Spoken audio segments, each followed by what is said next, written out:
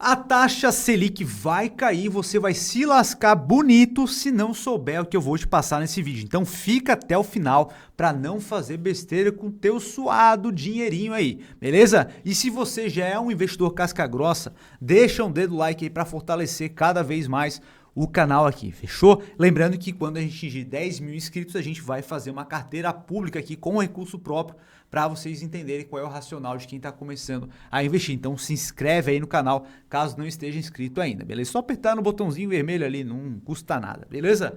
Então, primeiro ponto, o que acontece quando o ciclo da taxa de juros se inverte? Porque, desculpa te contar, mas a Selic não vai ficar para todo sempre em 13,75%. Por mais que tu ache bacana, pô, mas a taxa de juros está alta ali, é bacana para mim. Para a economia não é nada interessante manter uma taxa de juros elevada durante um período prolongado de tempo, tá? E isso acaba enfraquecendo o comércio, acaba enfraquecendo os projetos das empresas, as pessoas poupam mais, né? Justamente você está feliz com isso, esse teu dinheiro ali, ele está investindo, porque está numa taxa atrativa, você está gostando de deixar nessa taxa, né? Então, é menos dinheiro rodando na economia, menos empregos sendo gerados, tá? Então, a taxa de juros alta é justamente uma medida que se tem para poder conter a inflação, desaquecer a economia, para que a inflação caia, tá? Então, se isso é prolongado durante um período maior de tempo, acaba que não é interessante para a economia de modo geral. Então, saiba que a taxa de juros é cíclica. Em alguns momentos ela vai estar mais alta, outros mais baixa. Então, o que acontece quando isso acaba se invertendo? Aqui em azul, a gente tem a taxa de juros lá de 2004 até 2023, aí, comecinho aí de 2023, tá? Então, em 2024, a taxa de juros, a taxa Selic, estava bem alta. E aí a gente olha para o Ibovespa, que mede a performance das principais empresas da Bolsa de Valores aqui do Brasil, e a gente percebe que ela estava no patamar de 20 mil pontos, né? A gente mede Ibovespa por pontos. Então, quando a taxa de juros começa a cair, lá de quase 20%, e ela começa a cair, olha o que acaba acontecendo com o Ibovespa. As pessoas que antes tinham uma taxa maior, né, estavam lá com alguns títulos pré-fixados, outros em títulos pós-fixados, começam a olhar para o mercado, pô, essa taxa que eu tinha anteriormente já não está mais tão atrativa. Aonde que eu posso investir? E aí as pessoas começam a olhar para a Bolsa de Valores. E é justamente por isso que as ações acabam se valorizando, né? É um dos motivos, obviamente, que existe todo um cálculo que a gente faz de valuation para trazer os fluxos futuros a valor presente, e isso acaba impactando, a taxa de juros impacta nessa conta, tá? Então, isso faz com que os investidores busquem outras alternativas. Só que, o que acontece? Quando a gente deixa para investir em ações, quando a taxa de juros está lá embaixo, a gente deixa de colher toda a valorização daqueles ativos. Então você vai acabar entrando no momento inadequado, que é justamente quando a manada está fazendo os seus investimentos. E a gente deve fugir do fluxo de manadas. A gente não deve se mover como uma manada. A gente precisa investir no contrafluxo. Então, quando ninguém está querendo saber de bolsa de valores, é onde a gente vai investir. Quando ninguém está querendo saber de criptoativo, é quando a gente vai investir. Tá? São nesses momentos que a gente encontra as oportunidades, porque o Joãozinho, ele vê lá que o Fred teve uma valorização da ação que ele investiu de 300%, e ele estava feliz antes lá com a taxa Selic dele lá em 3,75%, e fica com inveja do Fred, que teve uma valorização de 300%. Aí ele vai lá, né, a taxa de juros caiu, supostamente no futuro lá para 8%, para 7%, e ele, pô, 7% já não estou mais contente com essa taxa. Pô, e o Fred teve uma valorização de 300%, né? Vou investir nessa mesma empresa. Só que aí o que acontece? O Fred já está satisfeito porque teve uma valorização bastante grande, aí surge alguma incerteza no mercado que pode ter alguma crise, alguma coisa assim. O Fred pensa, cara, vou realizar aqui parte do meu lucro para me prevenir de uma eventual crise, né? Vou investir em algum ativo de proteção, né? Então, vou pegar esse lucro, vou me proteger em outra parte. E aí o cara, todo animadão ali, né? Simplesmente compra no momento errado e aí vê uma queda de 40% naquela mesma ação que o Fred teve um lucro de 300%. Só que o Fred entrou no momento adequado, tá? É claro, né? Para quem já entende um pouco mais de investimentos, já tem uma visão de longo prazo, que é justamente a visão que a gente tem aqui, entende muito bem que o investimento em empresas ao longo do tempo, e a gente vai ver aqui nesse vídeo também sobre isso, acaba trazendo um retorno expressivo lá na frente. Só que quem está começando a investir dificilmente vai conseguir ter esse olhar mais refinado, tá? Então fique calmo lá, meu jovem, que já entende de investimentos, porque quem está começando tá com um olhar de querer ganhar dinheiro. Se o cara entra no momento errado, vai ter uma queda de 30%, em algum momento vai ter uma correção de mercado e esse cara nunca mais vai investir porque ele vai achar que bolsa de valores é cassino, tá? Então a gente precisa entender esses ciclos, tá? Em alguns momentos a bolsa vai estar em alta, vai estar todo mundo querendo investir em bolsa, todo lugar que tu vai ver, vão estar falando de bolsa, outros não, bolsa já era, né? Agora, nossa, Brasil não funciona mais, vai estar todo mundo pessimista. O mercado é assim, momentos de otimismo extremamente exagerado e outros de pessimismo exagerado. Meu Deus do céu, não consigo nem falar. E outros pessimismo mais exagerado também, tá? Então a gente precisa identificar isso e não deixar se contaminar com essas visões ali, que são geralmente o que o Benjamin Graham falava, né? O mercado é um maníaco depressivo, ora muito otimista, ora muito pessimista, tá? Então essa é a mentalidade que a gente precisa ter como investidor. E isso traz a gente para o segundo ponto. Mas antes disso, já perceba aqui, né? Então, quando aqui houve um aumento novamente na taxa de juros, a gente teve uma queda nas ações. Depois teve uma queda na taxa de juros, houve uma valorização das ações, tá? E assim por diante, tá? O mercado acaba sendo cíclico, só que quando a gente olha por um horizonte maior de tempo, a gente percebe que as ações, elas acabam tendo uma performance em um gráfico ascendente, porque se um país tem um mercado de capitais fraco ou uma economia que não acaba sendo atrativa para as empresas, essa economia simplesmente rui, tá? Porque uma taxa de juros superior ao retorno que as empresas geram acaba por destruir a economia. Não faz o menor sentido, tá? O retorno de taxa de juros ser maior que o retorno de empresas a longo prazo, tá? Então, no longo prazo, o retorno das empresas precisa ser melhor, tá? Para a saúde também da própria economia como um todo. Segundo ponto, qual o principal objetivo de investir em renda fixa? Então, por que a gente investe em renda fixa? A maior parte dos casos é justamente para ter uma segurança e diversificação da carteira. Quem está investindo em renda fixa não está buscando ali ter uma performance muito acima da média, apesar de ser possível, né? A gente consegue, de forma secundária, buscar ali uma marcação ao mercado para poder ter retornos expressivos. Justamente isso é algo bem interessante, na verdade, tá? Porque caso tu tenha uma visão ali, pô, beleza, eu tenho um investimento de renda fixa que tem um prazo de 5 anos, legal. Se eu manter até o final, eu tenho aquela taxa prefixada garantida.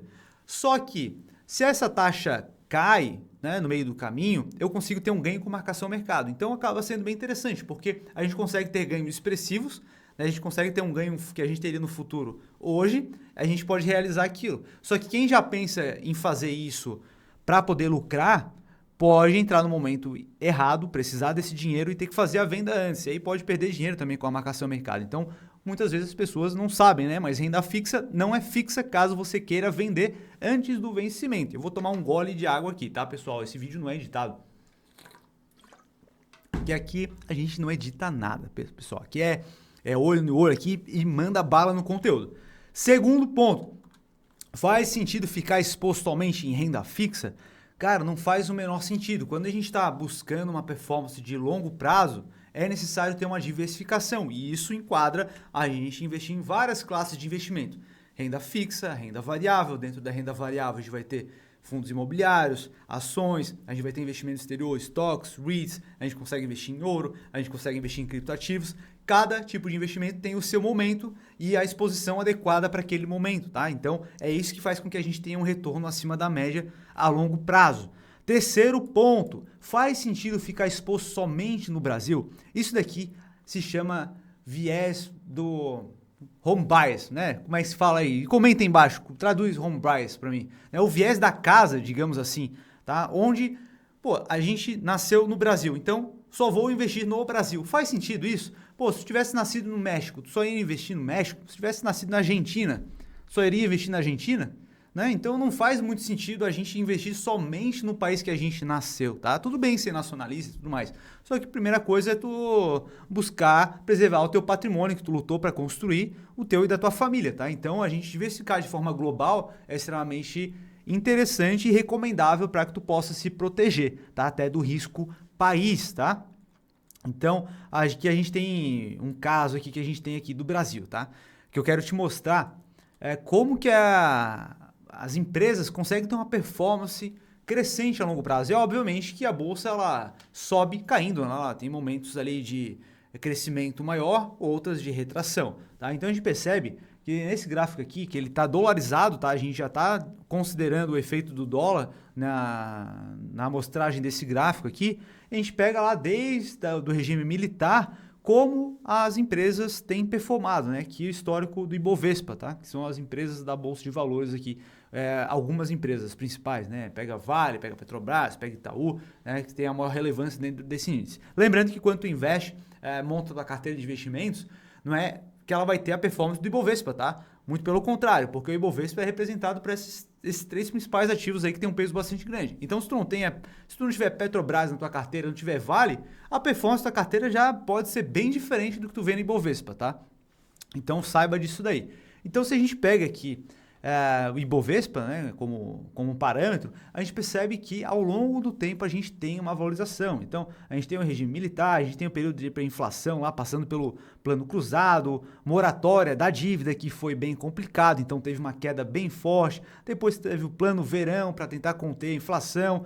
Teve o governo Itamar, FHC, teve crise na Ásia, crise na Rússia, crise de 2000, Lula 1, mensalão, Lula 2, crise de 2008 e mesmo assim a gente tem um crescimento do nosso mercado de capitais, tá? Então a gente entender isso daqui, ter um viés de longo prazo para a construção de patrimônio é fundamental para a gente, tá? Então se a gente fica somente preso em renda fixa, não vai fazer sentido a longo prazo, tá? Você vai abandonar o barco, e a partir do momento que a taxa de juros começa a cair, você vai querer realizar aquilo ali, não vai querer continuar investindo, vai querer botar em outra coisa, tá? E justamente aquele ponto lá, você vai ver outras pessoas tendo uma performance muito acima, né? Vai investir em algumas empresas ali que se valorizaram muito, você vai querer investir na hora errada. Então, a gente saber como construir a nossa carteira de forma inteligente é fundamental. Beleza? E aí eu te pergunto, né? O que aconteceria com um venezuelano ou argentino que somente investiu nos ativos mais seguros de renda fixa do seu país? Ele nem investiu em renda variável, mas ele só investiu no país dele.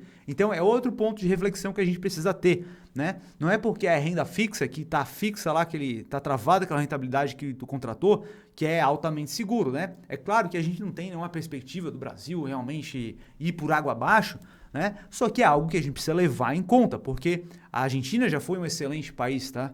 Venezuela já teve o quarto PIB per capita, o quarto maior PIB per capita do mundo, tá? Então, o venezuelano lá da década de 70, ele jamais ia pensar que o país dele iria ruir. Então, ele ia investir tudo na Venezuela. Faria sentido? Não, né? Provavelmente a família dele ali já não teria o patrimônio que tinha anteriormente, caso seguisse a mesma filosofia do pai ou do avô daquela época, beleza? Então, reflita sobre isso, se vale a pena deixar todo o teu dinheiro em uma única classe de ativo e também em uma única economia. Terceiro ponto, retorno dos principais ativos da economia mais estável do mundo. Outro gráfico que eu acho bem interessante para a gente compreender, tá? Que agora a gente está falando dos Estados Unidos, tá? A gente está trazendo aqui um estudo feito pelo Jeremy Siegel, no livro, aquele livro ali de trás ali, ó, aquele livro ali, ó, esse amarelinho, esse aqui, ó. Investindo em ações no longo prazo, tá? Um livro bem interessante, recomendo que vocês leiam esse livro aqui.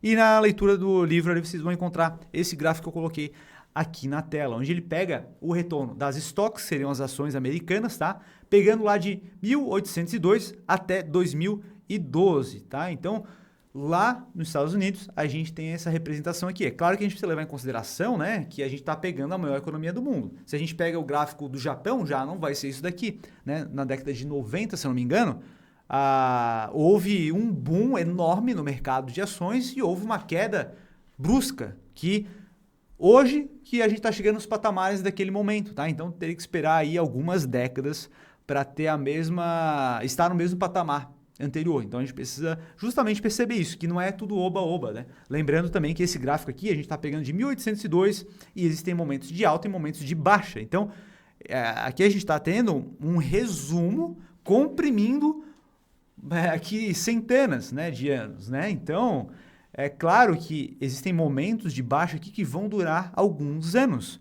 Então não é para ficar também empolgado, pô, vou investir ali e é só o bobo, eu vou comprar a qualquer momento aqui e já era. Não, cara, tem um momento correto de comprar os ativos para a gente não ficar comprando na alta, em bolhas, muitas vezes quando as pessoas estão muito otimistas, tá? A gente precisa ser sempre racional na tomada de decisão de investimentos, tá? Mas de modo geral, esse gráfico aqui serve muito bem para representar como as empresas elas trazem um retorno superior a outros tipos de investimento. Então aqui a gente tem os bonds e os bills, que seriam os títulos de dívida pública de longo prazo e bills de curto prazo. Lá nos Estados Unidos a gente não tem tesouro Selic, tá? Lá não tem investimento pós-fixado. É sempre com um prazo menor ou um prazo maior.